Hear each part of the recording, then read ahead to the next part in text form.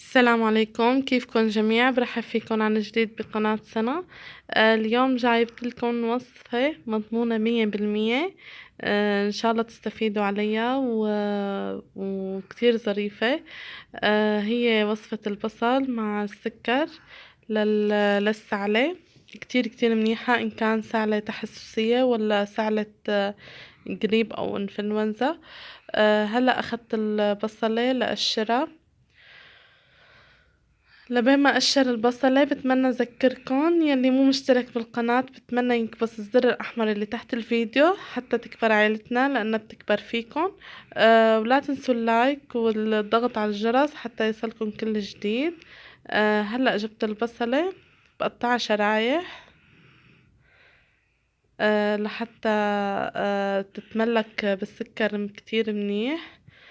وهلأ برش عليها معلقة سكر بس، هن معلقة بس ما بعرف ليش طالعين كتار. وبتركها للصبح لحتى ترخي مي.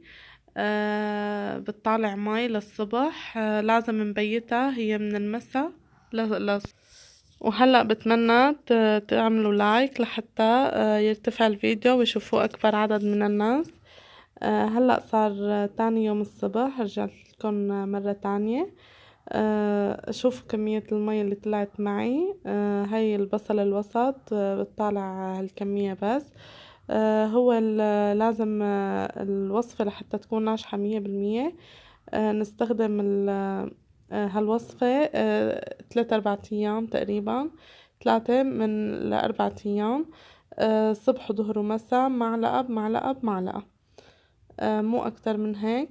وهي الكمية اللي طلعت معي، إن شاء الله تعجبكم وتجربوها، والسلام.